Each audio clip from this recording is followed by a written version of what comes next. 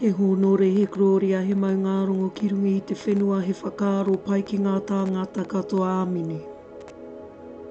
Ko kawea te whenua tipu, ko te Maungarongo o te kōtirikirangi te repo, ko te kōtirikirangi te tipuna.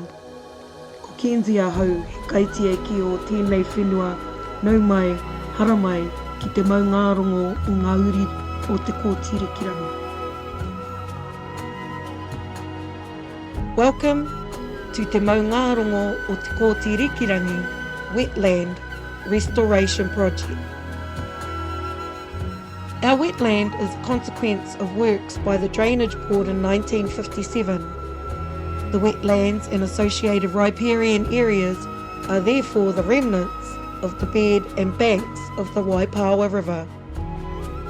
Although the river would have naturally created this wetland over time, the drainage works artificially sped up that process, creating a natural oxbow lake formation. The wetland represents over 50% of the remaining lowland freshwater wetland on the Poverty Bay Flats, classifying it as a regionally significant wetland. Maungarongo was recently returned to ngā uri o te kōtirikirangi in 2012, and the whānau aspire to restore the wetland to a world-class indigenous wetland environment. The wetland is a critical habitat for threatened, at-risk and endemic wetland-dependent species like the mātuku hurepo, the Australasian bittern.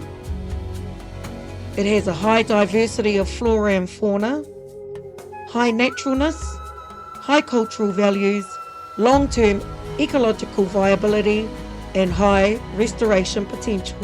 The wetland offers whānau a source of mahinga kai, particularly tuna and plants that grow in and next to the wetland. Sustainable management of the taiao and its water resources enable us as mana whenua to thrive, being able to undertake our traditional customs and practices.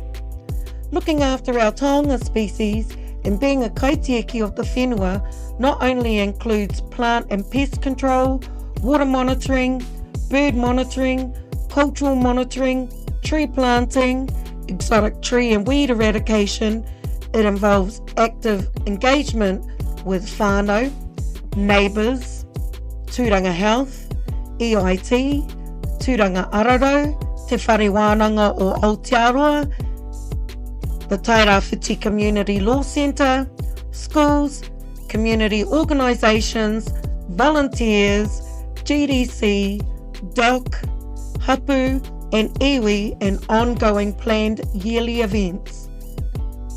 The outreach strategy that we are trying to develop focuses on using the taiao as a positive way to promote the narrative of te kōtirikirangi through active participation of mātauranga Māori. At the end of 2022, we began researching the uses of raupo. Raupo grows abundantly in Te Maungarongo. It is a plant native to Aotearoa and often overlooked as a natural resource. Pre-European arrival, majority of our housing used raupo as it was easily accessible. It acts as a natural insulator. You could eat it when harvested. It creates a chemical reaction that attracts whitebait. It was used to make poi, kites, manu tukutuku or manu aute, and tukutuku panels, a traditional woven art form used to decorate our whare tūpuna, was also used to make mōkehi or wakaraupo. Most importantly, it was biodegradable. Through the research, we learnt that the skill set needed to make a whare raupo was beyond our capabilities and budget. So we applied our time into exploring the mōkehi. We harvested the raupo according to the maramataka. We spent an entire month harvesting, which was extremely labour intensive. We dried the raupo, and then in March this year we had a wānanga under the teachings of Joe and Marta Kiwi Wakefield, who were taught by Tim Te Maungarongo, who is responsible for revitalising this mātauranga in the 1980s. We made some small replica mōkehi, and we made one large mōkehi collectively on Saturday the 16th of March 2024. We launched it in the Waimata River. It is estimated that it has been at least 100 years since a mōkehi has been on the waterways in the Tairāwhiti district. We want to keep sharing this knowledge to ensure that it is never lost. Mātauranga Māori is an action. We learn by doing. I believe if we continue making mōkehi with our kura and hapori, we can only get better. With your support, partners and potential collaborators, we want to continue this kaupapa with the ambition to make a whare raupo. The possibilities of what we can make collectively is endless. The resource is free, the main cost is your time and labour. You can show your support by liking our Facebook page, Maungarongo Wetland Restoration Project.